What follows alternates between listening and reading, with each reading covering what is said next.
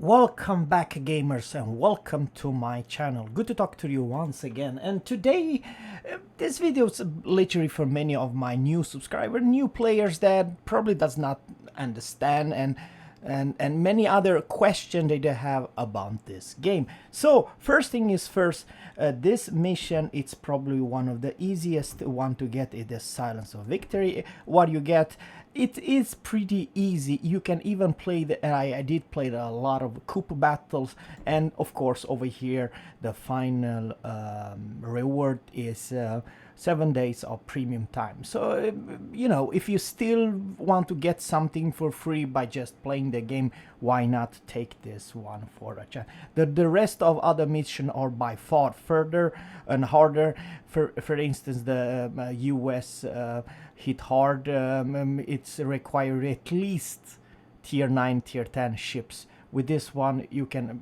play in well, does not matter exactly which criteria. It's tier 5 to tier 10. So all you need to do is play a regular random game or ranked from tier 5 to tier 10. But nothing crazy. And now, guys, I very much like to talk about this season. Is that the rank season? As you probably know already, you see a lot of Tirpitz, a lot of Alaskas, Georgias, you name it, and that it's true, guys. Very unfortunately, the premium ones are in many ways strong. It does not mean to be the strongest, but it cruiser wise it is this ship. It's literally too strong for tier 9. It's by far the best cruiser you can have. She has all tools to deal with destroyer and other cruisers, definitely other cruisers, and also a huge damage to battleship. But after all, she's still a cruiser. Don't push like a madman, you will be punished. Don't YOLOing any alone, because if let's say 3 battleships are aiming at you, not even your nice good looking 60,000 HP pool will save you. And of course, don't get me wrong, this ship actually it's slightly weaker than the last patch. How is that? You don't have this survivor. She will burn for much longer, and you do not have any tools to take down the fire. So any HE spammer, let's say destroyer or a battleship, will kill this ship pretty darn fast, especially if it's focus fire. But overall, guys, very much like to say that the ranked are, I don't know how to explain. It's fun to you want to challenge yourself, but the most important is it is, don't forget, there's a lot of CV player up there playing the ranked battles, and I'm just saying, if a battleship has crazy bad AA like Tirpitz, like many other French or Italian battleship, they are just food piñata for the CV.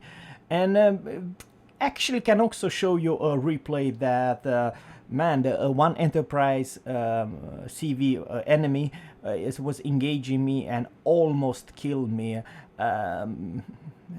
Seriously, the AA of this ship, it's good but not broken good. I very much like to say, if you want to be on the safe side, I highly recommend you to go for the US battleships like USS Massachusetts, Iowa, Missouri, and you name it. Yes, you can still be striked, that is true, but with right type of camo and right type of flags. Yes, you heard me right, there is some flags that I very much like to talk about. Do not forget, for the love of God, the flags. The flag, it's kind of a important. I do honestly believe this one, November Echo, and so on, gives you plus 5%, and of course the captain's build, which in Massachusetts is still the case, a full secondary build. I still recommend it, but at the same time, if you're playing this ship, by the way, which is one of the strongest tier 8 battleship the entire game, USS Massachusetts, you build automatically for the AA. So I would like to say that this is a powerhouse at tier 8. Yes, you can still be strike. Yes, you can still receive huge amount of damage, but in return you might take down the whole squad. And especially if you're with another US battleship, you're pretty damn safe, because you will sooner or later deplane. And the truth is, the CV knows they were not gonna strike Massachusetts when there's a Tirpitz nearby. You know what I mean? Of course, it goes for a nearby Tirpitz, or even better, so the Italian battleship, which what AA, and so on. So of course, guys, at tier 8, Bismarck Tirpitz, it's a pretty damn strong ships, and you may argue that there's several other ships that you can choose from. However, the big powerhouse at tier 9, it's of course, guys, the where it's the Georgia over there. You're gonna see Georgia every single game, and you're gonna see Palmers, and you're gonna see other tier 9 ship like Missouri, like Iowa, like several others. Soviet battleship, I honestly believe, if you do not want to spend any dime in this game, and let's say you don't want to buy a premium ship, don't fool yourself. The tier 8 and tier 9 Soviet battleship are not a joke. The AA are fantastic, the armor it's fantastic, and the guns also extremely crazy, because they can overmatch other cruisers' armors and so on. So yes, they are one of the strongest battleship in this game. However, the Georgia has those tools: Speedy Demon, a good secondary, overmatch big caliber guns, and so on. It's fun ship to play. I'm not saying that she's a tankiest one, because the number one spot is of course the Germans and the Soviet ones, especially Bawon, you know what I mean. But overall, they are very effective to flank from one place to another, and the reason you want to play the ranked is to gain a lot of credits and experience. I do not have any gameplay, so I can show you right, but trust me what I'm gonna say. If you have, like me, I received those containers, the 7 days of free premium time achieving that mission that I just mentioned.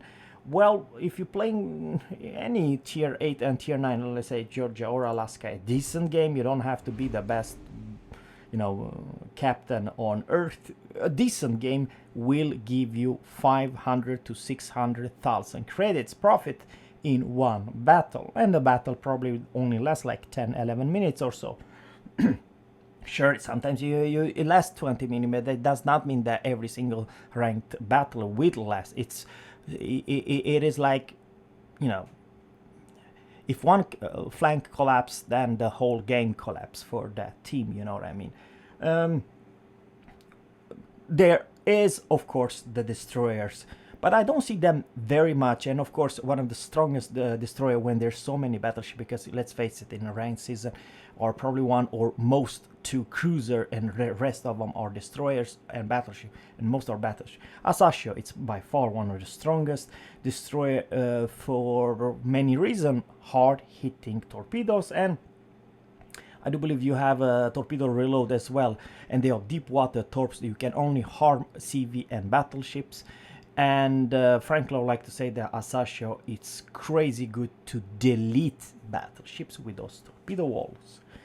And of course, the strongest of all torpedo are of course the Benham. Benham, it's stupid strong in torpedo power, so Asashio and Benham are the strongest one. I do not have none of them, but I know exactly what I'm talking about. For gunboat wise, it's of course the Kitakaze and Fletcher, great gunboats, and Fletcher is a hybrid great torpedo boat as well. But this is probably the ultimate destroyer killer, and also big farming potential that you can farm other battleships for days. You have to keep in mind that there will be a lot of radar cruisers, so if you don't put yourself in the bad spot, many other not just CV, because this is has a decent AA platform, or more than a decent, shall I say. So it is a great gunboat and a great destroyers to deal with in some way, also versus the CV, especially if you build in some way gunboat build. It also benefits the AA build. So Kitakaze, hell yeah, one of my highest recommended destroyers. None of the best, but if you want to really darn good all-rounder hybrid, what it's a hybrid, it's a gunboat and torpedo boat. Fletcher, it's not a bad pick. It's a pretty damn good one. However, the downside is you have 10.5 kilometers torpedoes, and you probably are within radar range for all radar cruisers. So but guys, seriously, the cruiser are probably on the weak side. You need to have something crazy speed or crazy tanky or something to survive, because many of the Italian cruisers and many other US heavy cruisers are kind of slow, and battleships can overmatch their armor. It's hard to do well in a cruiser. And if the enemy team have 2 radar cruisers, then you're kind of screwed up with the destroyers as well, you know what I mean? And even more so, the worst part is, of course, the CV. You know, the CV will, even though you probably will not kill you, but they will definitely spot you and trying to kill you as good as they can, you know what I mean? So yeah, it's a balancing factor, and probably, I'm just saying, the easiest way to rank it's actually playing a CV if you're good at CV. But for the battleships, all battleships at tier 9 are pretty damn strong. I cannot come up with one real darn bad battleship. On the other hand, it's all about the teamwork, guys. And remember, teams works helping chat, you know, team chat and stuff like that are helping your team to do well and win, you know what I mean? And seriously, I can definitely see some CV are crazy strong, and they know exactly what the hell they are doing. They are not just farming, let's say, damage, but also provide vision and spotting for the friendly team. And of course, same story, if push from the enemy from several battleships are coming, a good torpedo boat to destroyer can always flank that and send so many torpedoes they regret their push. So of course the destroyer also crazy strong, and especially it on the late games when they can cap left and right, and you know, capping will win eventually the game. So what else I want to say? Of course, guys, I will talk about the captains and what kind of a special captains benefits different kind of ships and so on. Unfortunately, guys, to be able to have the best ship with 21 points and also those super unicorn captains like the 175 Coles captains that you find in the armory, or there is another way, and then let's talk about them, and that is the campaign. Of course, if you play a Kitakaze or any Japanese one, I highly recommend you to take out and play the Yamamoto Yusoruku. I do not have him yet. I'm still grinding. He's by far the best Japanese captain you can have, and 15 points is not bad. And at the same time, it's same story over here with William F. Halsey, the best US captain you can have. There isn't any other Japanese and US captains better. And of course, the Italian, they do have the Luigi. The German has another badass captain. Find in armory, you place the armory and you find this 175,000 coal captains. They are crazy strong, and of course for the new beginners it's just a dream, but you know, it takes time to grind, and everyone can get sooner or later the campaign captains. That's what I'm trying to say. So let me know in a comment below, do you enjoy playing rank, or it's not your cup of tea?